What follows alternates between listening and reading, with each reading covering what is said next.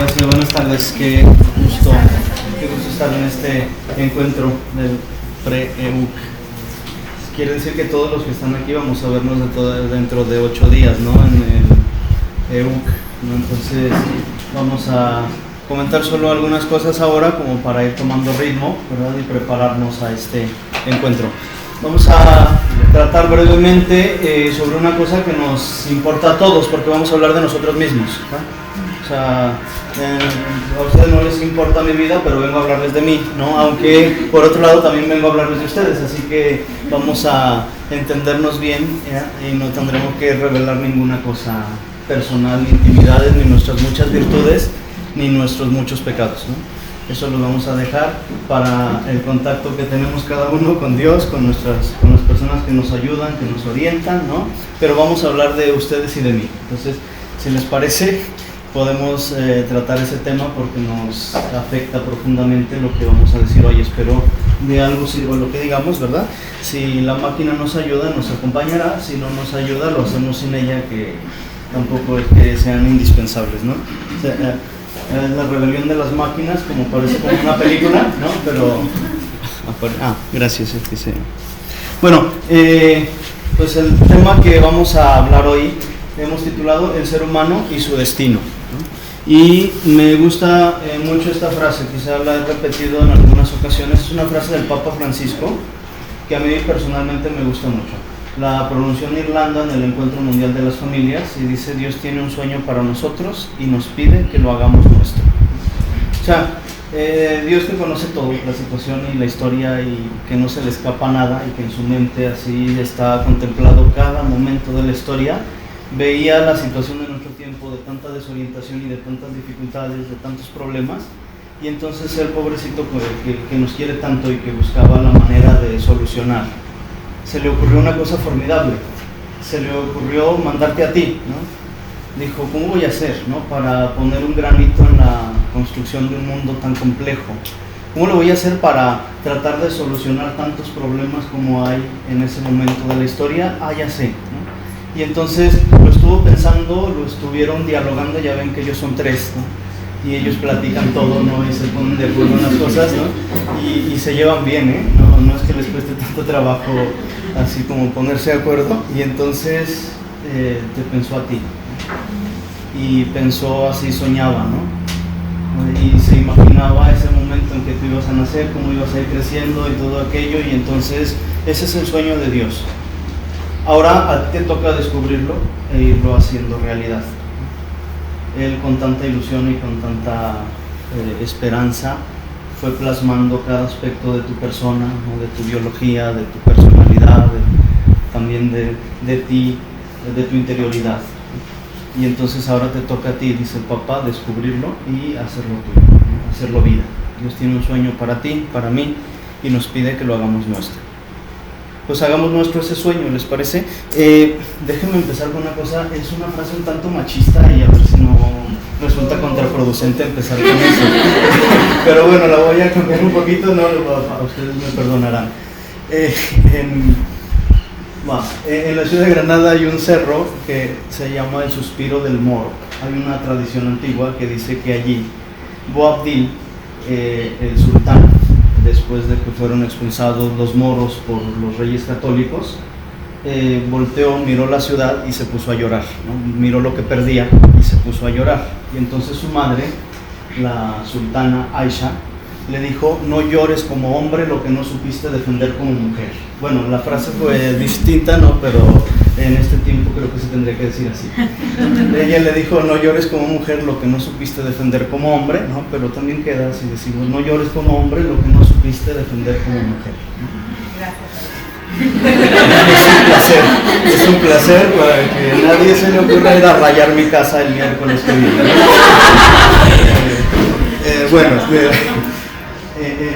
¿Qué quiero decir con esto? Que a veces, de verdad, lo podría suceder que si no ponemos cuidado, si no ponemos atención, si nos dejamos llevar de la ligereza y de la superficialidad, podemos terminar llorando lo que no cuidamos en su momento. Y eso pasa en muchos sentidos, ¿eh? O sea, a veces uno se lamenta de cosas que no supo cuidar, que no puso atención, que simplemente se le pasaron. Que no pase eso con nuestra propia vida. Cuando tú naciste, Dios puso en tus manos un bloque de mármol, por así decir, y te dio los instrumentos para darle forma.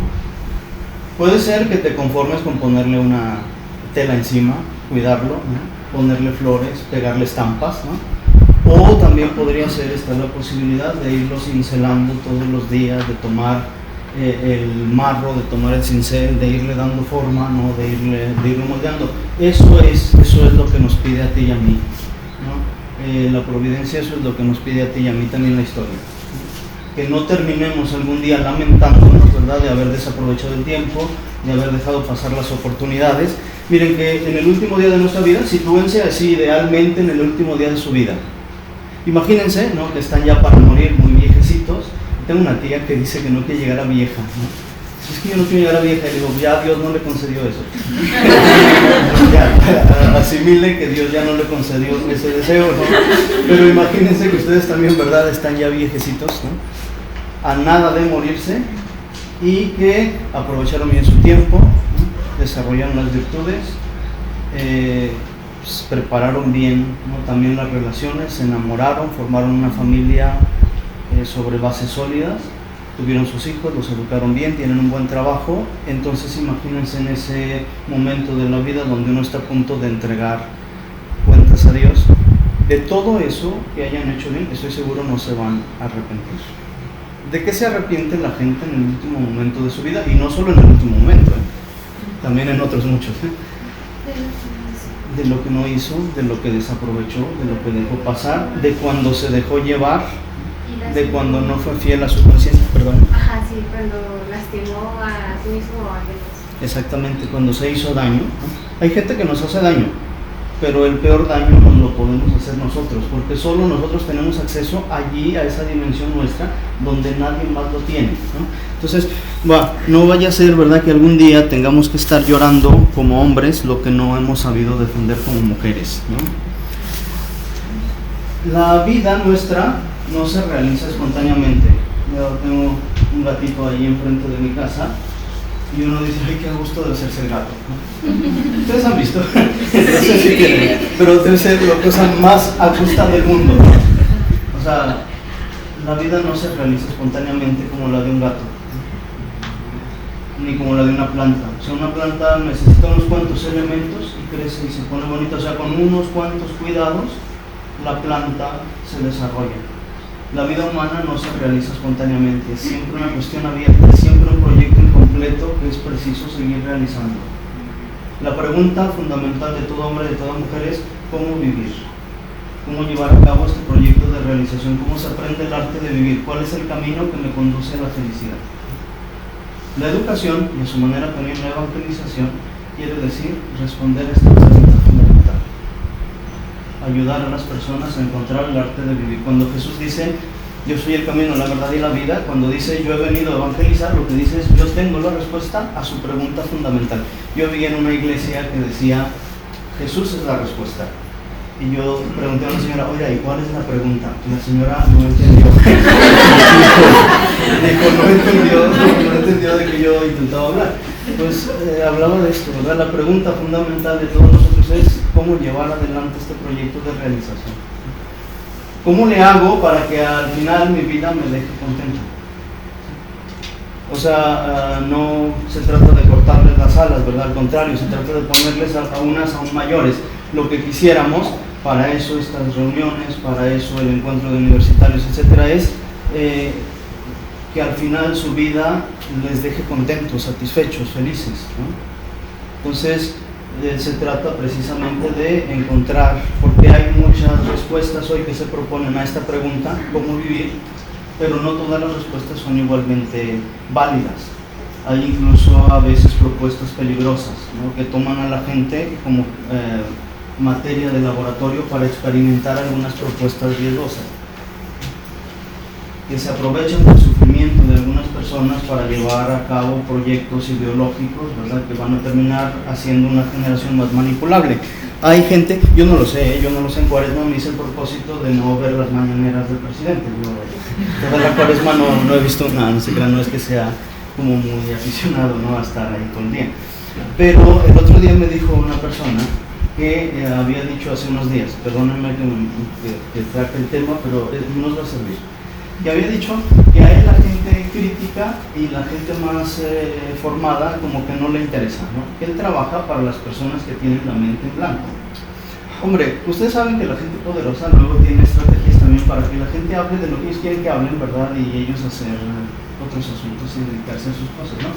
Pero imagínense que efectivamente hubiera un país donde hubiera un gobernante que dijera: a mí lo que me interesa es la gente que tiene su mentecita en blanco.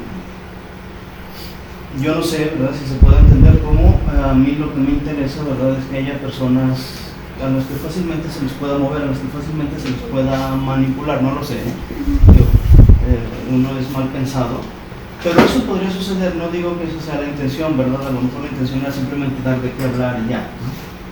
Pero a veces hay personas a las que les gustaría que nosotros fuéramos marionetas. Entonces nos encontramos ante un dilema terrible: o ser personas de conciencia, o ser personas responsables, o ser dueños de nosotros mismos, o reducirnos a ser marionetas ridículas, que lo muevan otros, o peor, que los propios caprichos las vayan moviendo y las vayan llevando por donde quieran.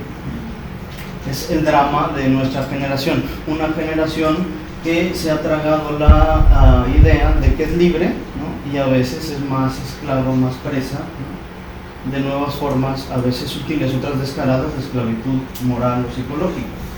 Bueno, pues yo quería decir, ustedes conocen al Papa Pablo VI. Él dijo que los distintos temas, él se refería en ese momento a la natalidad. Estamos en los años 60. En los años 60 hubo discusiones muy acaloradas sobre el tema de la natalidad, de la procreación, de también la licitud o ilicitud de los métodos anticonceptivos. Entonces el Papa Pablo VI, santo, dijo en una ocasión, escribió en Humanae Vitae, este tema de la natalidad, ¿sí?, el tema de la familia, el tema del matrimonio, el tema del amor, así como cualquier otro relacionado con la vida humana, no debería abordarse a partir de perspectivas parciales, sino solo a la luz de una visión integral del hombre y de su vocación, del hombre y la mujer y de su vocación, no solo temporal, sino también eterna. A mí una frase que me marcó muchísimo y que de alguna manera ha orientado mi trabajo es una frase de San Juan Pablo II, que dijo en su primera visita a México: ustedes todavía seguían siendo un sueño de Dios. En el 79, además de Emiliano y alguien había nacido ya en el 79, no es verdad, ni siquiera Emiliano, un muchachillo que nació. Pero bueno, a ver, dijo Juan Pablo II a los obispos reunidos aquí en México una cosa que es muy bonita: la verdad que debemos al hombre es ante todo la verdad sobre él mismo.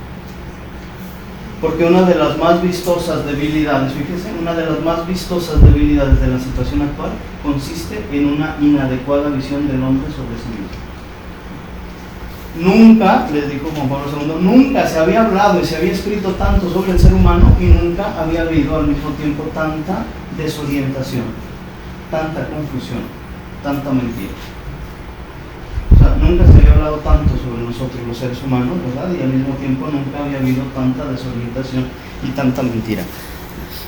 Entonces escribió Juan Pablo II en los años, él había escrito en los años 60 y 68 2 libros sobre el ser humano, que les recomiendo mucho: Amor y Responsabilidad, Persona y Acción. Él dijo, Juan Pablo II, sigo con esta misma idea, Juan Pablo II escribió en Fides et Ratio que conocerse uno a sí mismo es la medida mínima de humanidad.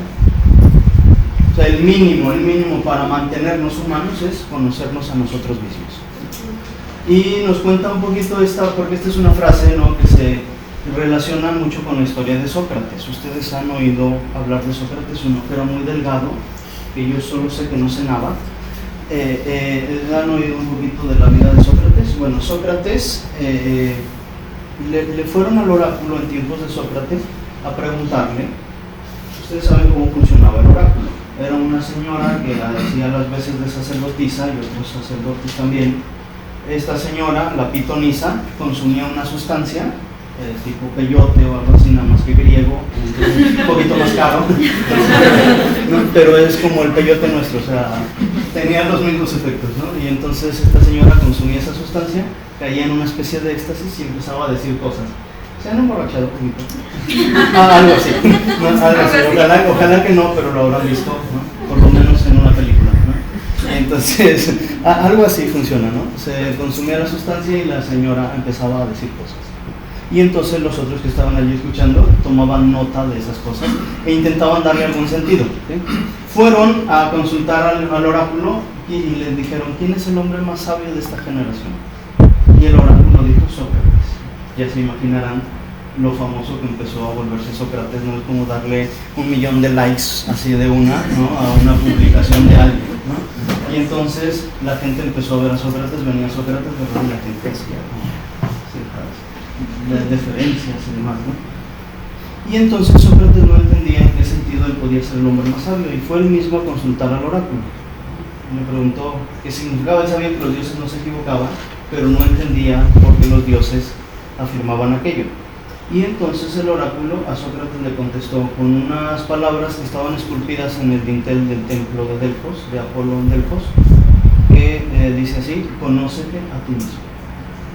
Entonces Sócrates entendió que conocerse uno a sí mismo era la verdadera sabiduría, porque de verdad hay gente que no se conoce, ¿no? Hay gente que se casa y no sabe que es incapaz de soportar ciertas cosas de la familia del señor con el que se casa, porque no se conoce, y entonces sufre mucho, ¿no? Todavía más, de verdad hay gente que tan no se conoce que se casa con gente que ni existe, que solo existe en su imaginación, ¿no? Sí, no ponga esa cara porque eso es muy frecuente. O sea, hay gente que, es que yo no sabía, es que como que no sabía, ¿no? O sea, usted se casó con la imagen que usted se hizo de este muchacho, ¿no? Pero esa imagen no existe en la realidad, o sea, existe esta persona. Por eso aquella niñita tan sabia decía que ella nunca en su vida se iba a casar. Y le preguntaba yo por qué, y me dijo que porque la gente se casaba con desconocidos, ¿no? Y le dije: ay, qué niña tan lista, ¿no? Y dijo: sí, es que la misma boca que se usa para platicar es la que se usa para besarse, ¿no? Y la gente no platica, ¿no? Ya se imaginarán que ella veía gente que se besaba. Pero es que es cierto, ¿verdad? La gente no platica, no se conoce, no se pone viva, no se deja aconsejar, se deja llevar solo de sus emociones, ¿no? Conócete a ti mismo, ¿no? Yo por eso pregunto muy seguido, ¿verdad? ¿Estás dispuesto a pasar en la casa de ese fulano toda la siguiente mitad de tus navidades? Pues algo de eso habrá, ¿eh? O sea, no está tan alejado de la realidad, ¿no? Entonces tú pregúntatelo, ¿no? Si eres capaz.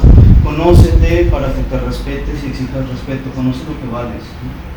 Solo alguien que se conoce está dispuesto a no malbaratar su propio valor. Conócete, respétate, cultívate, ¿no? Bueno, pero ya nos enfadamos de eso. Me se enfadó esto. Y bueno, dice también Juan Pablo II que fuera de la perspectiva de Cristo, la vida se convierte en un enigma sin solución. ¿Ustedes se acuerdan que San Agustín escribió unas confesiones que en aquel tiempo se refiere a su juventud? Dice así: yo era para mí una gran pregunta. Él mismo no se entendía, ¿no? A sí mismo, ¿no? No sé si les ha pasado o les pase a veces, ¿verdad? Pero pues, es que a mí nadie me entiende, es más, ni yo me entiendo, así decía, eso escribió San Agustín, ¿no? No, que claro, como es tan elegante, ¿no? Dice: en aquel tiempo yo era para mí una gran pregunta, ¿no? ¿Qué significa esto, no? O sea, a saber qué pasa conmigo, y dice, ¿verdad?, que solo cuando se convirtió, ¿no? Y entonces esto es una lección muy bonita para nosotros. Uno se encuentra realmente a sí mismo mediante lo que la Biblia llama conversión. Pero bueno, eso ya volveremos, ¿no? Yo les he contado esta historia, bueno, esta anécdota. El doctor Jerome Lejeune proponía, el doctor Jerome Lejeune es ese de allí, él proponía que cuando fueran a una ciudad visitaran el zoológico y visitaran la universidad. Él dice que él hacía eso y que nunca, que en la universidad había visto gente con cara de sabionda y pose así de intelectual, ¿no?, preguntándose si no vendríamos del chango. Pero dice que en los zoológicos nunca había visto unos orangutanes preguntándose si llegarían a ser universitarios. Dice, y es que entre unos y otros hay una diferencia. Y nosotros ya sabemos cuál es, ¿no? ¿Cómo podríamos describir esa diferencia? La interioridad. Nuestro mundo interior. Esa dimensión donde, si somos sinceros, descubriremos lo que somos realmente, lo que hay realmente en nosotros, lo que nos hace valiosos. Digo que, decía que hace ratito que debe ser bien a gusto ser gato, porque yo veo los gatos, la gatita de mis vecinos tuvo gatos, y ahora los gatos se van a andar de vagos, ¿no? Y regresan días después, ¿no? Pero nunca he visto a la gata así con esta pose de me van dando una explicación de dónde estuvieron, ¿no? ¿Sí? En cambio a mi vecina sí la he visto, ¿verdad? Así como molesta con sus hijos, ¿no? Y hay de aquellos si no le dan una explicación convincente, ¿sí? Hay diferencias, ¿sí? Sí, hoy que hay tanta confusión también en esto, ¿verdad? Y que hay quienes pretenden que no haya una diferencia más que de ciertas cualidades que nosotros desarrollamos y los gatos no. Pues que en esas cualidades se juega todo, ¿eh? Si eso es así, en esas cualidades se juega todo, absolutamente todo, ¿no? Hay quien dice que no hay diferencias y hay otros que dicen, ¿verdad?, que los gatitos tienen los mismos derechos que nosotros. Es que los gatitos no tienen ningún derecho. No me pongan esa cara. No, es que no tienen ningún derecho. O sea, usted tiene muchas obligaciones, también para con los gatos, ¿sí? O sea, nosotros, en función de nuestra humanidad, de nuestra dignidad, de nuestra vida interior, no podemos darnos el lujo de comportarnos de manera bruta, ¿no? De manera cruel, ¿sí? Y tenemos nosotros la obligación de hacernos responsables del mundo en que vivimos, ¿no? Y de tener cierto cuidado también del ambiente y de los animales, ¿sí? Pero no por unos derechos que tengan los animalitos, ¿no? Hoy, como no se quiere hablar de deberes, entonces se habla de derechos a todas horas y por todos lados, ¿no? La teoría de los derechos humanos tiene que, para entenderse bien, complementarse con la teoría también correlativa de los deberes humanos. O sea, yo propongo, y si ustedes quieren, nos hacemos las siguientes vacaciones del año que viene, 2024, pues vamos, ¿no? Yo propongo que al otro lado de Estados Unidos, ya ven que está la Estatua de la Libertad, que al otro lado construyamos la Estatua de la Responsabilidad. ¿Quién se apunta para abajo? Ya que acabe el rincón de San José, nos vamos allá a construir la Estatua de la Responsabilidad, porque efectivamente, o sea, la teoría de los derechos humanos tiene que ver con la teoría de los correlativos de deberes humanos. Entonces no hablemos, ¿verdad?, de derechos de la creación, derechos de deberes de los seres humanos. ¿Sí me doy a entender? ¿Por qué? Porque gracias a nuestra interioridad podemos captar la responsabilidad, ¿no?, que tenemos también en la construcción y en mantener, ¿no?, la creación que Dios nos ha regalado. Bueno, miren, entonces de aquí vamos a sacar dos conclusiones y con eso por ahora nos vamos a quedar, ¿no?, para seguir con otra cosa muy sencilla. La primera conclusión es, tú, como eres una persona inteligente, tienes la capacidad de descubrir lo que te conviene y lo que no. Por lo tanto, es contrario a la naturaleza racional de las personas que otros le obliguen a algo que va en contra de lo que él mismo elige. ¿Sí me doy a entender? O sea, el principio básico de la convivencia es: los demás tienen que respetar mi libertad. Es el principio básico sobre el que se basa la convivencia, la cultura, la educación. Yo soy y debo ser independiente. Es la prerrogativa así elemental que todos tienen que reconocer y respetar dentro de los justos límites, ¿sí? O sea, reconocer y respetar mi libertad es lo primero que yo puedo exigir respecto a los otros. ¿Sí? ¿Hasta ahí vamos bien? Entendiendo, ¿verdad?, que la libertad no es la mera arbitrariedad de hacer lo que me plazca, ¿sí? Porque eso ni siquiera lo puedo hacer, ¿no? O sea, eso ni siquiera existe más que en mi imaginación. Orwell, en la novela 1984, dice que la primera libertad es la posibilidad de decir que 2 más 2 son 4, y que una vez supuesta esa libertad, todo lo demás es consecuencia. ¿Qué quiere decir? Que la libertad nuestra es la libertad de una persona, hombre o mujer, que tiene una naturaleza, que tiene unas circunstancias que tiene que reconocer también, ¿sí? Entonces, segunda obligación o segunda prerrogativa, ¿sí? Para orientar bien mi libertad, yo tengo la obligación de buscar la verdad y de hacer de la verdad la norma de mi libertad. O sea, yo he dicho una obligación que tienen nosotros respecto a mí, ¿cierto? No pueden, por medio de la violencia, imponerme un comportamiento que yo no asumo personalmente. Tienen que respetar mi libertad. Y lo contrario, ¿verdad?, es la violencia, la manipulación del tipo que sea, ¿no? Lo contrario a esta primera prerrogativa, ¿sí? ¿Vamos bien? La segunda prerrogativa es: yo tengo que buscar la verdad y hacer de la verdad la norma de mi acción. Por eso San Pablo, San Pedro también dicen: no tomes la libertad como pretexto para envilecerte. Han sido ustedes llamados a la libertad, pero no tomes la libertad como pretexto para envilecerte. No tomes la libertad, dicen otras traducciones, como pretexto para la carne. Es decir, tienes que aprender a hacer un buen uso de tu libertad. Porque si haces un uso irracional de tu libertad, vas a terminar destruyéndote. Y ese no es el gran sí, ¿no?, que podemos dar a nuestra libertad. No sé si me doy a entender. Es que sin referencia a la verdad, ¿no?, la libertad nuestra se convierte en una mentira que nos destruye. En este sentido, el Evangelio dirá: solo la verdad nos hace libres. Nuestra generación piensa que es la libertad la que nos hace verdaderos. Pero el Evangelio otra vez aparece allí, ¿verdad?, y nos dice: no es la libertad la que te hace verdadero, es la verdad la que te hace libre. Entonces, que tenemos que hacer un uso responsable de nuestra libertad. Madurar significa tener la capacidad de hacer un uso responsable de la propia libertad. Si apenas nadie te ve, entonces haces lo que te pega la gana sin ningún tipo de criterio ni sin ninguna responsabilidad, entonces no has madurado. Permíteme que te diga que no has madurado todavía. ¿Qué pena contigo? Puedes tener 30 y tantos o 40, si no sabes hacer un uso responsable de tu libertad, no has madurado. ¿Por qué? Porque el mejor uso que podemos hacer de la libertad es aprovecharla para hacer de nuestra vida algo que valga la pena, ¿no? Aprovecharla para que nuestra vida pueda convertirse en un don para los demás y entonces llegar junto con nosotros a una sinfonía de libertad. Y eso es bonito. Bueno, yo quería ofrecerles sencillamente unos criterios, ¿no? Ustedes escucharán muchas cosas, ¿no?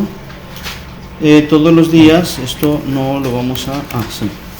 Escucharán ustedes muchas cosas a lo largo del día, muchas propuestas, muchas invitaciones, incluso a veces se les ocurrirán a ustedes mismos un montón de cosas. Yo quería darles 4 criterios de discernimiento para ver si algo que les propone, para ver si algo que se les ocurre vale la pena y les ayuda a crecer y a construir su vida, o si más bien los va a convertir en esas marionetas ridículas de las que hablábamos.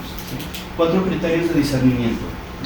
Cuando tú escuches alguna cosa, cuando te propongan alguna cosa, te sugiero que te plantees estas 4 preguntas. Son preguntas muy sencillas. La primera: ¿esto me hace más consciente? ¿Esto me ayuda a ser más consciente? ¿Por qué? Porque la primera característica del ser humano es la conciencia. La primera característica de la vida humana es la conciencia. Si alguno de ustedes, no sé si alguno de ustedes está enfermo y tiene a lo mejor epilepsia, o de pronto le dan ataques, o de pronto pierde el conocimiento, ¿no?, cuando se despierta totalmente desorientado, ¿no?, preguntando dónde está, quiénes son, ¿no?, qué hago aquí, ¿no? ¿Por qué? Porque perdió la conciencia. ¿Qué significa la conciencia? Es como un GPS interior. Tú tienes permanentemente como un GPS que te ubica en una situación determinada. A eso le llamamos nosotros conciencia. La conciencia psicológica te permite darte cuenta dónde estás, ¿no? Y dónde estás no solo ahora mismo en el sentido geográfico, dónde estás sobre todo en sentido existencial, ¿no? O sea, si yo te preguntara ahora mismo, ¿no?, ¿tú dónde te encuentras ahorita en tu vida? ¿Estás pasando a lo mejor por un bache? ¿Estás pasando por una situación bonita? ¿Te anima? ¿Estás pasando, a lo mejor estás enamorado, enamorada? a lo mejor, no me digan que sí, ya se ve. Sí, ya se ve, por eso. No es cierto. No me respondan, no estoy diciendo sugerencias así que valen para todo, ¿no? Tampoco me digan, ¿verdad? Me estás pasando fatal. Pues a dónde estás, y eso, ¿verdad? Es la conciencia. Hay propuestas que te hacen cada vez menos consciente. Hay propuestas que te hacen perder el norte, perder así como la brújula interior, ¿no? Que te dice hacia dónde debes orientarte. Entonces, si eso sucede, ¿verdad? Con una determinada propuesta, no voy por allí. No porque yo te lo diga, o sea, tú te vas a dar cuenta, no es hacia allí. O sea, primera pregunta, ¿te hace más consciente? A este lugar a donde te invitaron, ¿no? Esta sugerencia que te dieron, ¿te ayuda a ser más consciente? A estar más en contacto contigo, a tener más despierta ese conocimiento que necesitas de ti, de lo que vales, de quién eres, de quién estás llamado a ser. Segunda pregunta, así para cualquier propuesta vale, ¿eh? Segunda pregunta, ¿te ayuda a ti a ser más libre? ¿A ti te ayuda a ser más libre? Mira, San Agustín dice una cosa que es muy bonita en el comentario al Evangelio de San Juan. La primera libertad, dice, es la libertad respecto a nuestros propios crímenes, ¿no? Porque efectivamente lo que más nos esclaviza, lo que más nos determina son nuestros propios errores, nuestros propios vicios, nuestros propios pecados. Quizá lo has experimentado, no sé, te dejas llevar en alguna cosa. Las traiciones a la propia conciencia no se quedan, no lo dejan a uno igual, ¿no? La fidelidad de la conciencia o la traición a la propia conciencia no lo dejan a uno igual, lo marcan un poquito. El vicio, el dejarse llevar, nos va haciendo cada vez más esclavos, cada vez más incapaces de tener el control de nosotros mismos. ¿En ti quién lleva las riendas, el jinete o el animal? Ella dice que el jinete. Hagamos un pequeño test, a ver si es cierto. No, pero no es para ella no dijo el nombre de todo. Solidaridad. ¿Te levantas a la primera en cuanto suena el despertador? ¿O te cuesta y te das otros minutitos más? No me respondan que no es así. Cuando estás molesto, puedes poner buena cara y tratar de que no se te note que estás muy molesto, o hay algún desahogo, ¿no? Con el que haces ver, y eres de los que piensas que si no lo digo ahora, después no lo voy a decir igual. Sí pasa que si no le digo ahorita, después no voy a tener la misma fuerza para la misma capacidad de persuasión, ¿no? ¿Eres de los que saben pedir disculpas, o por más que te des cuenta que cometiste algún errorcito, sigues pensando que el otro cometió otro peor, ¿no? Y no eres capaz de reconocer, a lo mejor no es el jinete, ¿no? Lo que quiero decir es que a lo mejor no del todo y no en todo es el jinete el que lleva las riendas, sino que algunas veces, ¿verdad?, esa parte de nosotros que tiene que ver más con nuestras esclavitudes interiores es la que se apodera del comportamiento nuestro, de nuestra personalidad. ¿No has dicho alguna vez una cosa que dices, ay, para qué dije, qué bruto? ¿No te ha pasado? O sea, solo allá de Ciudad de Granja para que algo suceda. ¿No alguna vez te has quedado con la sensación de que no debiste darle rienda suelta a ese pensamiento, a esa imaginación, a ese deseo? Bueno, entonces pregúntate si aquello te va a hacer a ti más libre. Más libre en el sentido de dueño de ti, en el sentido de capaz de decidir tú la orientación que le quieres dar, ¿no?, a tu vida, ¿no? Y acuérdate, ¿verdad?, que uno es verdaderamente libre cuando es capaz de comprometerse. O sea, mientras uno coquetea con todas las posibilidades y no se compromete, ¿no?, entonces no es libre sino inmaduro, ¿no? Es un signo de inmadurez. Uno empieza a madurar cuando empieza a asumir compromisos. Así que hay un psicólogo alemán que dice que la gente madura cuando es capaz de darse cuenta que delante de su nariz hay un mundo poblado de personas, y entonces uno es capaz, ¿verdad?, de darle importancia también a las cosas de ese mundo y de esas personas, ¿sí? Bueno, pues Entonces la segunda pregunta que nos hacemos es, ¿esta propuesta, esta inclinación, esta ocurrencia te ayuda a ser más libre? Porque en el fondo ese es el sentido más profundo que le podríamos dar, ¿no?, a la trascendencia en este mundo. O sea, tú no estás determinado por las circunstancias en las que te ha tocado vivir, ni por las personas con las que convives, ¿sí? Tú puedes tomar el control, tomar las riendas y decidir en quién te quieres convertir, ¿no? San Juan Pablo II dice que la etapa más importante de su formación fue la Segunda Guerra Mundial. Y esa etapa fue la fase, así lo dice él, ¿no?, la fase formativa más importante de mi vida. Es decir, en medio de unas circunstancias terribles, espantosas, él decidió tomar las riendas de su vida y convertirse en la persona con la que Dios soñaba que se convirtiera, ¿sí?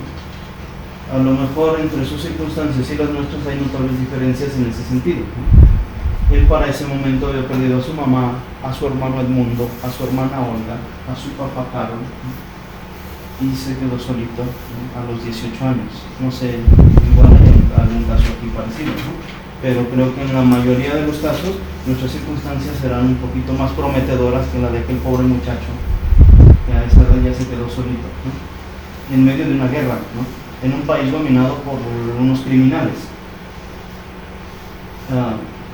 Cualquier cosa mejor que esa ya es más prometedora. Y sin embargo, él afrontó aquellas circunstancias que le tocó vivir y decidió hacer de su vida algo que valiera la pena. Y ya ven ustedes que valió la pena de verdad, no solo para él, ¿no?, ni para el círculo de sus amigos más cercanos, sino para todos nosotros también, que nos seguimos beneficiando de su vida, de su entrega, ¿no? Bueno, tercera pregunta, ¿sí?, ¿te ayuda a lograr la armonía interior, la armonía contigo mismo? O sea, imagínate que unos amigos te invitan a alguna cosa, ¿sí?, y entonces tú te puedes preguntar, ¿esto me ayuda a sentirme más en paz, como más integrado interiormente, ¿no? Ya ven que a veces nos cuesta trabajo dominar ciertos aspectos de nuestra personalidad, ¿no? No sé, hay quien le cuesta dominar sus emociones, hay a quien le cuesta dominar su imaginación. Hay muchachas, no, digo muchachas, también muchachos, pero yo conozco muchachas que tienen una imaginación prodigiosa, que deberían escribir novelas, ¿no? Deberían, porque, bueno, o sea, ya el muchacho ya están las palomitas azules, ¿no?, y entonces no les ha contestado y se hace una historia, ¿no?, así como para la novela, ¿no? No, todo eso a lo mejor nos cuesta dominar nuestra imaginación, ¿no es cierto? O sea, hay un aspecto de nuestra vida no integrado, ¿no? A lo mejor nos cuesta dominar otros hábitos, desde el de comer, ¿no?, o nuestros horarios. O sea, no somos personas íntegras, ¿sí? Hay algún elemento que está fuera. A nosotros nos gustan las cosas buenas y las cosas completas, ¿no? Si ustedes van y compran un vestido, un pantalón, un uniforme, les gusta completo, ¿no es cierto? Si llegas en una parte se ponen enojada. Imagínense que compran un mueble para su futura casa, ya empiezan desde ahora a ahorrar y dicen, pues tengo para una mesa, ¿no? Y compran la mesa, ahora a saber dónde la van a meter, pero ya compraron la mesa, ¿no? Y llega la mesa sin una pata. Eso molesta. También a las personas de pronto hay algún elemento que les falta, ¿no? O llega con la pata, pero la pata rota encima de lo demás, ¿no? Y ustedes reclaman, esta mesa no está completa. ¿Cómo que no está completa? Ahí está todo, ¿eh? Sí, pero no está en su lugar, ¿no?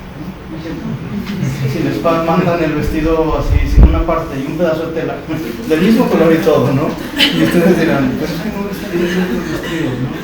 Le dice el otro, si está completo, y si no, esta tela hasta sobra, ¿no? Sí, pero no está en el sitio donde le toca estar, ¿no? Así hay también partes de nuestra vida, ¿no?, que no están en el lugar donde tendrían que estar, ¿no? O sea, debería haber un orden en nuestro interior, ¿no es cierto? En nuestro interior debería haber cierto orden, ¿no? O sea, no se trata, ¿verdad?, de reprimir ni de negar ninguna de esas necesidades auténticamente humanas, sino de saberlas situar en su justo lugar, ¿no?, respetando una adecuada jerarquía de valores, de bienes, ¿no? ¿Sí? Por eso ustedes, ¿verdad?, por ejemplo, en la cuaresma son capaces de privarse de alguna cosa legítima, ¿sí? Yo me privo de las mañaneras del presidente, ustedes se privarán ustedes de alguna cosa también honesta, ¿no?, legítima. Ya no digo solo lo deshonesto. ¿Para qué? Para ir procurando, para ir logrando ese orden en su interior, esa armonía interior. Entonces la tercera pregunta ante cualquier propuesta que nos podemos plantear es: ¿esto me ayuda a lograr todavía más ese orden interior al que yo estoy llamado? Quiero decir con esto, imagínense el ser humano tal como salió de las manos de Dios. Si Dios fuera un arquitecto, y que sería uno muy bueno y así muy famoso y con obras muy bonitas, no como nosotros, imagínense. Si Dios fuera un arquitecto, podríamos decir que el ser humano salió de las manos de este arquitecto, ¿verdad? Como una casa de 3 pisos. Imagínate tú una casa así de 3 pisos. En el primer nivel la vida, digámoslo así, física, biológica, las necesidades elementales, ¿sí? En el primer nivel, entonces, las necesidades elementales y la vida de sentidos, de sentimientos, de emociones, eso en el primer nivel, ¿sí? En el segundo nivel, así la pensó el arquitecto y así la hizo, porque tiene aparte una constructora muy buena. En el segundo nivel, imagínate, estaba la vida, la actividad específicamente humana, la razón, la voluntad, la conciencia. Pero sobre eso había un tercer nivel. En el tercer piso de la casa, así como ustedes, en la parte así donde no va la gente ni las visitas, a donde no entra, allí guardan lo más valioso, ¿no es cierto? O lo ponen allí a la entrada donde todo el mundo va a llegar. No, lo guardan donde está así el rincón más inaccesible. En el tercer piso de esta casa estaba la vida de gracia, la vida de amistad con Dios, ¿no? Pero ¿qué le sucedió a nuestra casa? El pecado original es como si un meteorito le hubiera caído en nuestra casa, ¿no? Y entonces la derribó, y entonces dejó un tremendo desorden en nosotros, ¿no? Y entonces la parte de arriba, ¿verdad?, se nos vino abajo, y lo único que quedaron levantadas son unas cuantas paredes de la parte inferior. Por eso tenemos, ¿verdad?, la tendencia a que lo que más se nota en nosotros es la vida de instintos, la vida de impulsos, la vida de sentidos. Y por eso nos cuesta tanto todo lo que tiene que ver con reflexionar, con pensar, con tomar decisiones adecuadas, con seguir nuestra conciencia, y todavía quizá un poquito más, si no tenemos ayuda, nos cuesta procurar la amistad con Dios. Entonces solo poco a poquito, con mucho esfuerzo, con mucho cuidado, vamos reconstruyendo esta construcción para devolverla al proyecto original. La buena noticia es que así como ustedes tienen celulares buenos y luego los usan como sea y los pueden volver a la condición de fábrica, no lo han hecho así, ¿no?, que lo vuelve la computadora o el celular a la situación original, a la situación de fábrica. También nosotros, por la redención, podemos volver a la condición original. O sea, tenemos esa posibilidad, ¿no? Pero requiere la gracia de Dios y nuestra colaboración. Bueno, última pregunta. La última, cuarta. ¿Te ayuda a establecer relaciones auténticamente humanas? Lo que quieras, ¿verdad? Que se trate de lo que se trate, ¿sí? Desde un viaje a un déjate llevar, a un no te quedes con las ganas, a un mira, prueba, ¿verdad? Te ayuda a establecer relaciones auténticamente humanas. Porque hoy tenemos, ¿verdad?, muchos ambientes en los que las relaciones entre las personas están marcadas por el uso, por el consumo, ¿no?, por la instrumentalización, ¿no? Hay personas, incluso el otro día hablaba con una señora, que es tremendo, ¿no? Nomás no vean mi agenda para que vean con quién hablé en la semana, pero esta señora ve a sus hijos como seguro de vida, como inversión. O sea, ella dice, claro, hijos sí, porque después cuando yo sea grande, ¿quién me va a dar dinero? O sea, eso es lo que le preocupa. O sea, cuando yo sea grande, ¿quién me va a mantener? ¿Quién me va a cuidar? ¿No? Y entonces podemos caer, ¿verdad? Incluso digo, en una cosa tan bonita como tener hijos, en una visión instrumentalizadora. No se llega, por ejemplo, en el noviazgo, ¿no?, donde siempre existe la posibilidad, ¿no?, de que el novio o la novia se utilicen el uno al otro, ¿no?, de que no se vean el uno al otro como personas, que no se vean así interiormente, que se vean como cosas que se pueden usar para obtener un poquito de placer, por ejemplo. O sea, el gran peligro de una sociedad como la nuestra es la instrumentalización de las personas. Por eso la revancha que tenemos que dar, ¿no?, a nuestra generación es la capacidad de establecer relaciones auténticamente humanas, relaciones de personas maduras, ¿no? Bueno, no sé cómo estamos de tiempo. ¿Quién me ayuda a leer este pensamiento de Juan Pablo II? Es muy bonito, muy bonito. Es de una poesía, sí, por favor, tú es que tú sepas saber. La bahía del bosque baja al ritmo de arroyos de montaña. Si quieres la fuente encontrar, tienes que ir arriba, contracorriente. Empeñate, busca, no cedas. Sabes que ella tiene que estar aquí. ¿Dónde estás, fuente? ¿Dónde estás, fuente? ¿No les gusta este pensamiento? O sea, tú también experimentas así como un río de cosas, un río de experiencias, un río de emociones, y te prometen cosas bonitas, ¿no? ¿Quieres encontrar la fuente? Tienes que ir contracorriente. Tienes que ir hacia arriba. Si estás así parado al pie de la montaña y viene la fuente, seguro no la vas a encontrar si sigues hacia abajo. Tienes que ir arriba, contracorriente y así, ¿verdad? O sea, lo que estoy diciendo es, nada que valga la pena se construye sin esfuerzo. Nada que valga la pena, o sea, todas esas aspiraciones nobles, bonitas que tenemos, no las vamos a poder conseguir sino por el camino del esfuerzo y yendo a veces contracorriente. No solo contracorriente, ¿no?, de la dirección hacia la que se dirige todo el mundo, también contracorriente de la dirección en la que nos empuja nuestro propio natural, ¿no? También tienes que ir a contracorriente de ti mismo, ¿no? Bueno, solo voy a dar cuatro pautas y con eso termino, creo que estaremos sobre el tiempo. Sí, ¿no? Solo les doy como 4 recomendaciones, ¿va? De lo que hemos dicho. Mira, lo que te he dicho en pocas palabras es que algo es humano si te hace más consciente, si te ayuda a ser más libre, si te ayuda a lograr la armonía interior, ¿no?, y si te ayuda a establecer relaciones auténticamente humanas, ¿no? Y a lo mejor alguien dice, ¿me podría dar alguna recomendación para ir trabajando en esto? Te doy 4. La primera, tienes que despertar tu conciencia. ¿Qué significa? Tienes que aprender a pensar, tienes que aprender a llamarle a las cosas por su nombre, ¿sí? Tienes que poner en tela de juicio tu propio modo de ser, tu propio modo de vivir, ¿sí? San Pablo VI decía que la primera conversión, así dijo en un mensaje de Cuaresma en una ocasión, ¿no?, que pensar y pensar bien, he ahí la primera penitencia. Pensar y pensar bien, he ahí la primera penitencia. ¿Por qué nos cuesta? Sobre todo, ¿verdad?, cuando se trata de meterse con uno mismo. Es fácil darse cuenta de los defectos, ¿no?, de todos los demás, ¿no? Pero cuando se trata de trabajar en la construcción de la propia persona, nos cuesta un poquito de trabajo de llamar las cosas por su nombre. Entonces, pensar y pensar bien, despertar la conciencia, es la primera clave a la que estamos llamados si queremos tomar las riendas de nuestra vida, ¿no?, y hacer de nuestra vida algo que valga la pena. Cuando iba a ir el Papa Pablo VI precisamente a la India, hicieron entrevistas allí a ver qué pensaban de la visita de Pablo VI. O sea, la India no es un país cristiano.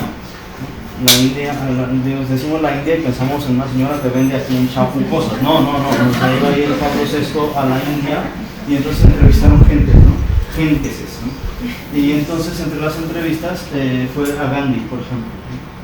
¿Qué opina, no? Y entonces Gandhi dijo que había leído el Evangelio y que nunca había leído una cosa más extraordinaria que el Evangelio, pero que luego veía la vida de los cristianos y se daba cuenta que había una desproporción tremenda.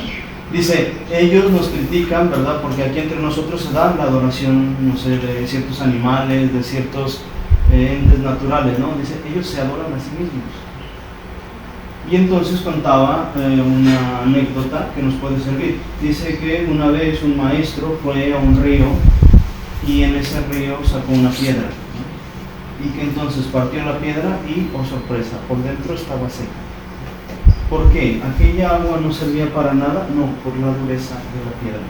Si nosotros no pensamos, entonces esa agua del Evangelio no va a penetrar hasta nuestro interior. Si no reflexionamos, si no despertamos nuestra conciencia, entonces no va a penetrar, ¿no? hasta lo profundo de nuestro interior. Por eso tenemos que reflexionar y aprender a llamar a las cosas por su nombre, sobre todo en lo que tiene que ver con nosotros mismos. No es personalidad, es mal carácter, ¿sí? No le llames personalidad, se llama mal carácter, ¿sí? No es una buena imagen de sí mismo, se llama soberbia. Es que yo tengo una imagen de mí muy favorecedora. Te mientes a ti mismo, ¿verdad? O sea, la soberbia es el pecado más feo de todos. Basta un acto de soberbia para que un ángel de los mejorcitos se volviera un demonio, ¿no? Bueno, pues ya te imaginarás, ¿no? No es, yo soy muy apasionado, no, a ti te falta controlar tus pensamientos, tus emociones, eso se llama lujuria. Eso no es amor, eso es lujuria, ¿sí? No sé, aprender, entonces primero, despertar la conciencia, ¿sí? Segundo, fortalecer la voluntad. Segundo aspecto que tenemos que trabajar, fortalecer nuestra voluntad. ¿Por qué? Porque a veces vemos las cosas, las queremos, pero a la hora de la verdad no somos capaces de hacerlas. ¿Qué nos falta? Fuerza de voluntad. Y para eso nos conviene un estilo de vida ligeramente difícil. Acostúmbrate, toma así por tu propia cuenta, ¿sí? De manera convencida, de manera consciente, de manera prudente, a lo mejor comentándolo con alguien que te pueda orientar, ¿sí? Pero te conviene un estilo de vida ligeramente difícil. Si no te pones ciertos retos, si no te pones ciertas metas, estás condenado, ¿verdad? No a quedarte igual, porque en la vida eso no sucede de que uno se quede igual, de que no avanza, retrocede. Lanza una piedra, cuando deje de subir, empieza a bajar, o sea, no se queda allí, ¿no? Cardenal Newman decía que vivir es cambiar y la perfección es el resultado de muchas transformaciones, ¿no? O sea, la vida es verdadera vida si estamos en ese proceso de conversión, de transformación interior, ¿no? Él decía, no te preocupes de que tu vida algún día se vaya a acabar, preocúpate de que quizá todavía no empiece. Entonces pregúntate, ¿verdad? Si tienes la voluntad para hacer aquellas cosas que quieres. Si hacemos una encuesta ahora de las cosas nobles que ustedes quisieran, saldrían cosas padrísimas. ¿Quién quiere ir un semestre al extranjero a estudiar? Un año al extranjero y aprender. ¿Quién quiere aprender otro idioma? ¿Quién quiere hacer las de cosas bonitas que quisiéramos hacer, ¿no? O sea, aquí podría salir un libro precioso sobre cosas bonitas que la gente puede hacer en su vida, ¿no? A lo mejor son las mismas que tus papás y sus amigos querían hacer en su momento y nunca hicieron, quizá por falta de voluntad. A lo mejor no te sorprendería tanto si les preguntas qué ellos querían hacer cuando eran jóvenes, ¿no? Y no estoy diciendo que a tus papás les falte voluntad, a lo mejor eran otras circunstancias, lo que sea, ¿verdad? Pero muchas de esas cosas buenas, nobles, incluso deseables que podrías hacer, solo se llevarán a cabo si tienes la fuerza suficiente para vencerte a ti mismo, ¿sí? O sea, si no te levantas a tiempo de la cama, si no te organizas y te pones a estudiar, si no eres capaz de dejar el celular para dedicarte a aprovechar el tiempo, aquella hora de estudio, si antepones la salidita porque te dieron ganas de salir y te salió de último momento una salidilla, ¿no? Pero ya tenías tu tarde pensada para ciertas cosas, entonces mira, discúlpame que sea un poquito pesimista, pero no creo que vayas a llegar a hacer todas esas cosas bonitas, valiosas, que de pronto te atraen, ¿no? que te llaman la atención. Entonces, segundo aspecto, tienes que fortalecer tu voluntad, ¿sí? ¿Estamos? Ahora mismo, ¿verdad? El hecho de estar sentados, que no nos gusta tanto, y estar escuchando, también puede ser un buen ejercicio para fortalecer nuestra voluntad, ¿no? Tercer aspecto, no está allí, ustedes no ven nada, yo tampoco, ¿no? Tercera cosa, ¿no? Tienes que aprender a dar importancia a las cosas de los demás. ¿Sí? Hay una familia que dice que en esa casa la felicidad se consigue de rebote. ¿Jugaban ustedes al rebote con una pelota y a dar patadas, no? Nunca han jugado eso en la escuela. Avientas una pelota contra la pared, ¿no? Y luego viene la pelota y la agarras. Si se te cae, entonces tienes que correr a tocar la pared porque si no te van a pegar todos. En mi tiempo sí sabía no divertirse. Eso quedé así de dañado, ¿no? Eso se llamaba, no sé, por lo menos en mi tierra se llama rebote, ¿no? Es decir, tú lanzas la pelota. Lo mismo ocurre con la felicidad. Solo lanzándola hacia los otros se te regresa. Es como que una vez, ¿no? Llegan a una casa y entonces llaman a la puerta y se escucha, ¿no? Alguien ayúdame haciendo el ruido, que es muy bonito escenificarlo. Ah, ese ruidillo así. Sí. Vea. Bien, ¿no? Bien, otra vez. Pero póngase atención. Y entonces de dentro suena, ¿quién es? Y entonces dice de fuera, soy yo. Y no le abres, ¿no? Y otra vez, ¿quién es? Soy yo. Y no le abren. Otra vez. ¿Quién es? Soy tú. Y le abren. Es decir, si quieres, ¿no?, tener acceso a la vida de los otros y al corazón de los otros, tienes que ponerte en su cuerpo. ¿Sí? Tienes que ponerte en sus zapatos. Tienes que pensar y darle importancia a sus cosas. Porque si no, nada más por el ego. O sea, ustedes también así como bien jovencitos y todos así bonitos y con ideales nobles, ¿no? Bueno, no todos, no se exageré. No es cierto. Aquí son muy bien porque como tienen tantos recovecos en la casa, pues los más feos pásense allá, por favor.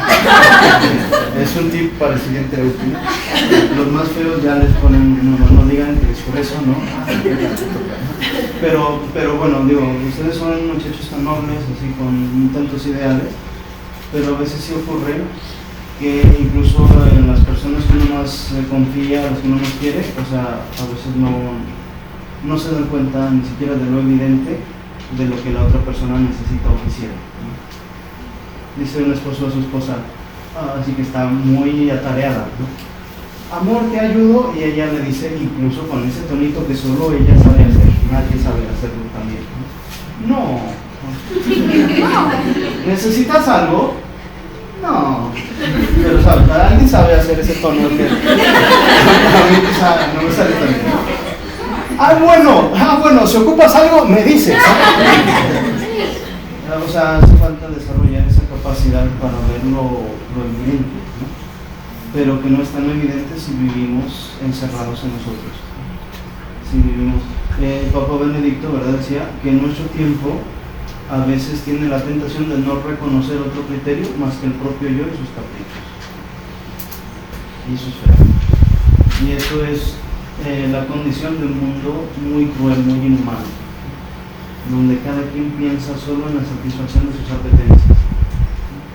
Por eso Papa Francisco habla mucho de la globalización de la indiferencia, de la cultura del descarte, donde los demás no cuentan, donde los demás solo en la medida que se les pueda usar, a veces incluso afectivamente. Entonces es importante para mí, porque yo me he hecho una idea, una historia, ¿verdad? Y entonces en ese mundo tú entras, ¿verdad?, como una pieza que yo tengo que poder mover a mi antojo, ¿no? O a lo mejor solo es importante desde el punto de vista de la sensualidad, ¿no? En la medida que yo pueda acercarme y hacer contigo lo que yo quiera, entonces cabes en mi mundo, pero si no, te hago la ley del hielo. Eso, no, ya. Bueno, y la última cosa a la que quería invitarlos, ¿no?, es, bueno, si algo de esta charla te gustó, da un pasito, pero dalo bien. O sea, ¿cómo crece uno? ¿Cómo se desarrolla? ¿Cómo mejora? Empezando por alguna cosa. ¿Cuál? La que sea. Empieza por alguna cosa, pero empieza bien. No te la perdones. ¿Sí? ¿Por qué? Porque eso te va a dar fuerza. A lo mejor algunos de nosotros estamos así muy débiles, ¿verdad?, con la voluntad como de espagueti, ¿no?, que no se sostiene. Empieza por algo, ¿sí?, pero no te lo perdones, sé constante, ¿sí? O sea, como si tú te subes, no, en el DF es peligroso allí, tomen taxi en el DF, pero aquí sí aplica. Te subes al tren, ¿no?, al tren ligero o al metro, ¿no? Una vez trepándote, ya es difícil bajarse, ¿eh? O sea, una vez que eso echa a andar, ya es difícil que te bajes. Bueno, ya cada quien, ¿no?, pero sería complicadito. Así es, ¿verdad?, también como este proceso del crecimiento personal. Empieza por algo, súbete a este tren del aprovechamiento y del esfuerzo y sé constante, ¿sí? Ten cuidado todos los días, eso no te lo perdones. Cada quien verá qué cosa, pero algo que la conciencia te sugiera, ¿sí? Eso hazlo y verás tú cómo de aquí a algún tiempo que nos volvamos a encontrar no vamos a ser los mismos, ¿sí? También si no haces el esfuerzo, también si no haces el esfuerzo no vamos a ser los mismos. Los vicios van a ser mayores. Vas a ser o una mejor persona o una peor persona. Te aseguro que no vas a ser el mismo, exactamente el mismo no, ¿sí? O vas a ser mejor o vas a estar en una condición más lamentable. Bueno, creo que estamos sobre el tiempo. Yo no sé. Sí, tenía una cosa más. Gracias. No sé si hay. Damos un aplauso.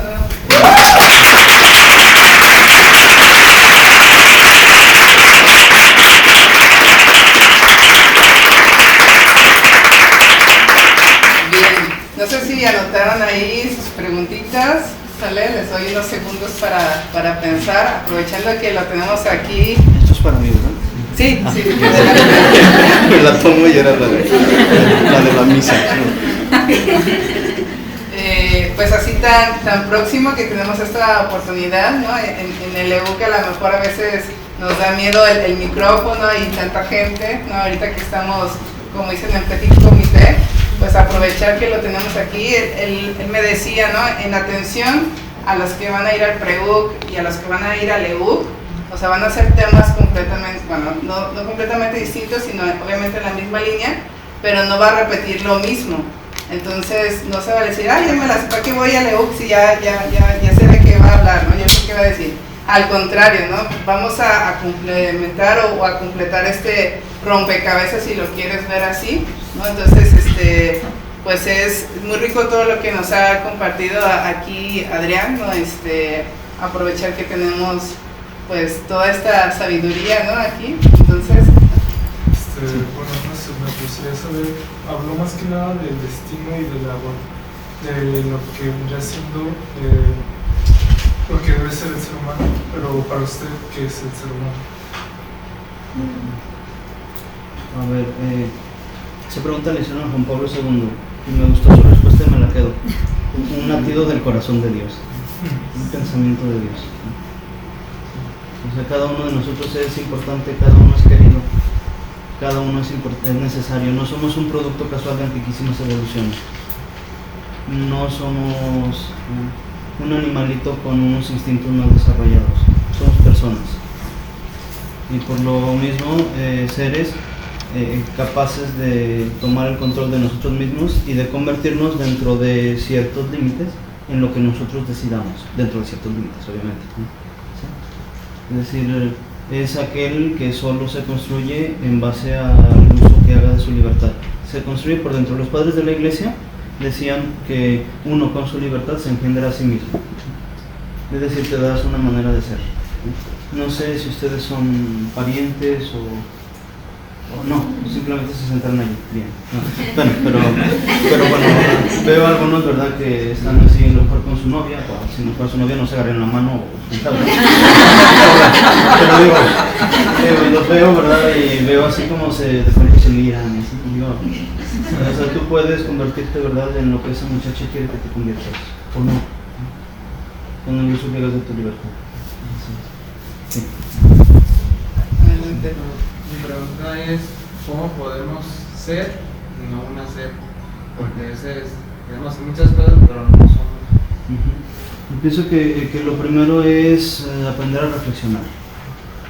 O sea, y por lo tanto, si reflexionamos bien, encontraremos, ¿verdad?, también a Dios allí, o la necesidad de Dios allí en nuestra propia limitación y carencia. Y allí es donde se decide realmente lo que somos. No tanto lo que hacemos, sino lo que somos. San Agustín, en algunas de sus obras más bonitas, habla de una habitacioncita en el corazón, donde uno se puede meter y donde uno decide lo que realmente importa decidir. Entonces, diría, tenemos que dar tiempo a la reflexión, un tiempo también a la vida interior. O sea, una generación sin vida interior es una generación que a lo mucho hará muchas cosas, a lo mucho, a veces ni eso. Y se la pasará haciendo, y el hacer mismo se convertirá en una evasión para evitar la difícil tarea de encontrarse uno consigo mismo. San Juan de Ávila, que es un santo español, allí muy famoso, aquí no tan conocido, dice que la perla del propio conocimiento la encuentra uno en el establo, entre el estiércol de las propias miserias. Por eso hay que pensar, por eso hay que darle a la vida interior la importancia que tiene. Sin eso estamos condenados a ser como maquinitas que producen cosas, en el mejor de los casos. Si no, ni siquiera maquinitas que producen nada, más que vicios y sufrimientos. Sí. Aquí adelante vean más. Sí. ¿Cómo definiría usted la libertad, ya considerando estas cuestiones de integridad? Sí, la capacidad de hacer de tu vida lo que valga la pena, con tus decisiones. O sea, a veces será simplemente la capacidad de elegir la actitud que tomas ante lo que no depende de ti. ¿Cómo qué cosa? Como el tráfico. Digo, no así como que absolutamente libre. Si yo digo yo llego en 10 minutos, no depende de mí. O sea, absolutamente libres, como que digo, yo voy a esta cuaresma, me va a hacer el propósito de aprender a volar. No depende de mí, o sea, dentro de una base que me da mi naturaleza, sí, dentro de unos límites que me da la condición y, o sea, la libertad es la posibilidad de convertirme en algo que valga la pena, decidiendo bien, haciendo un buen uso de la libertad. Relacionado un poquito a la libertad, usted mencionó un concepto que decía sinfonía de libertades. Ajá. Me gustaría si me ayudara a detallarlo un poquito más porque me Qué pareció bonito. muy interesante. Sí, qué bonito, porque, o sea, tú eres libre, pero ella también, y ella, y entonces aquí estamos un montón de libertades, ¿no?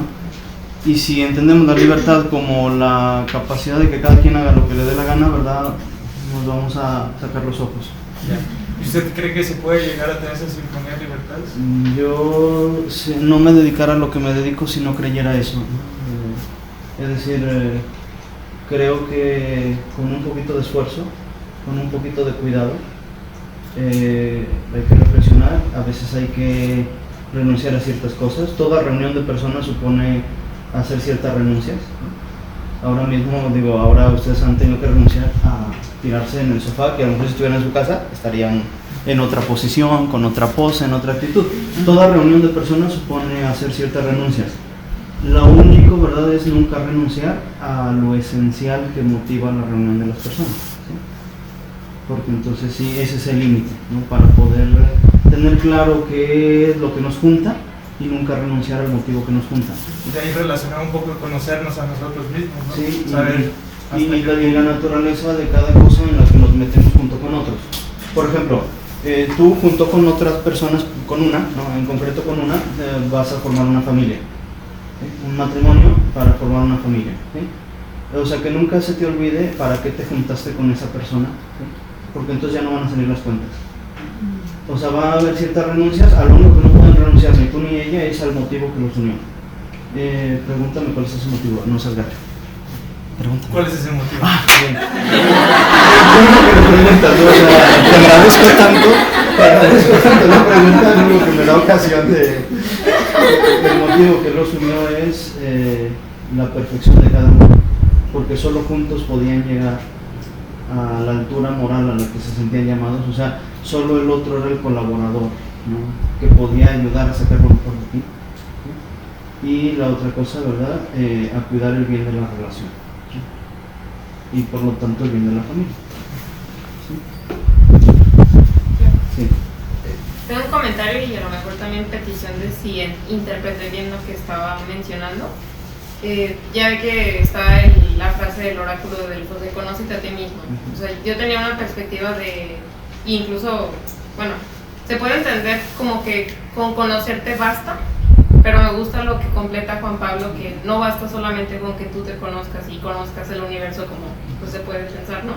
Sino que te eleves hasta Cristo, que te eleves a algo más allá.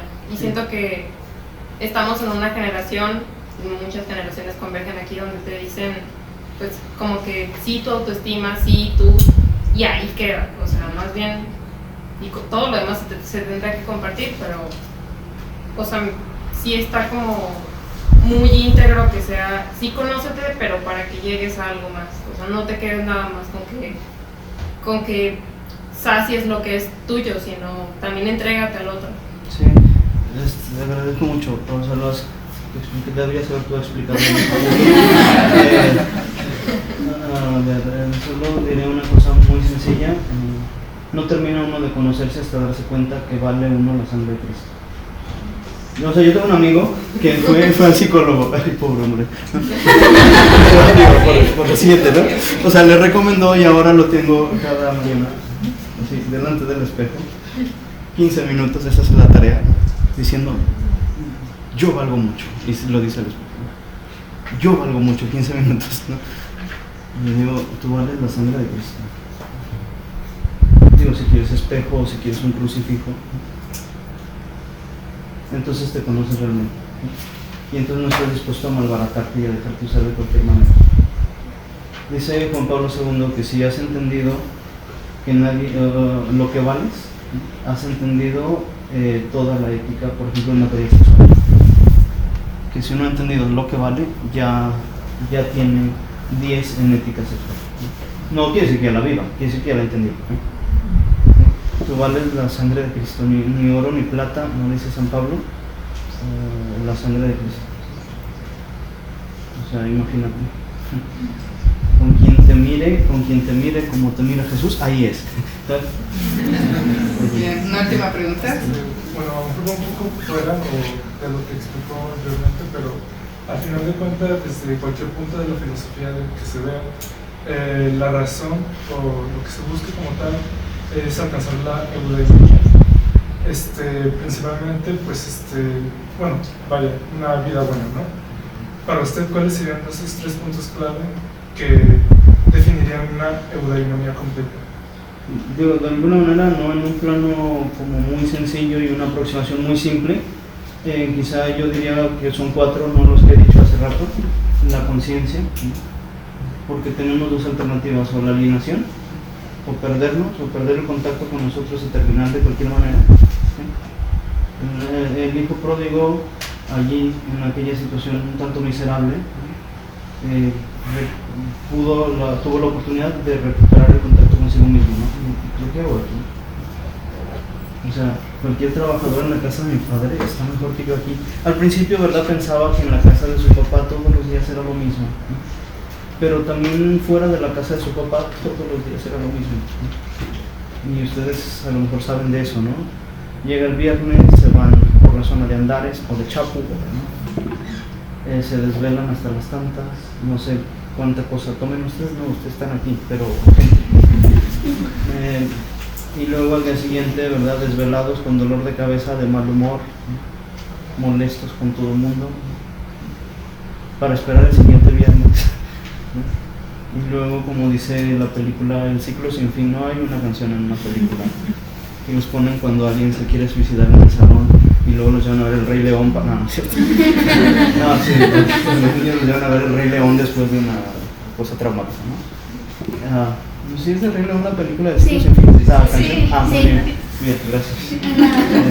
O sea, es lo mismo todos los días. Yo decía primero la conciencia, ¿no? Luego la libertad, ¿no? Para ser libres nos ha liberado Jesús, ¿no? Pero la libertad auténtica, esa que nos prepara, ¿no? Para luego llegar al cielo y no hacer más que lo que ya estábamos acostumbrados a hacer. Porque si no va a ser bien duro, el cielo mismo se convierte en un infierno si no has hecho un buen uso de tu libertad. Imagínate que una persona no buena, no santa, que no ha hecho buen uso de su libertad, llega al cielo y de pronto se encuentra entre pura gente rara, desconocida, con costumbres extrañas. Aquello debe ser horrible, ¿no? Sí. O sea, aquello debe ser muy feo, ¿no? Debe ser cielo para ese pobre. Entonces, la libertad que nos prepara para eso. El segundo aspecto de una vida buena, yo creo. El tercero es estar en paz contigo. No esa paz que da, no esa paz que da como el hacer siempre lo que te pega la gana, sino esa paz que da el esfuerzo por ser fiel a tu conciencia, ¿no? Y que a veces es fruto de haber luchado y de haber vencido, ¿sí? Estar en paz contigo mismo en ese sentido, ¿sí? después de la lucha, siempre supone un poquito de competitividad, pero a nosotros nos gusta la competencia. Y tercero, establecer relaciones humanas, auténticamente humanas con los demás. Cuarto, ¿no? Yo creo que por allí va, ¿no? Ya en el cielo otra cosa será. O sea, o más bien será eso mismo, pero en un grado, ¿no?, que ya en esta vida podemos empezar a probar. Bueno. Le damos una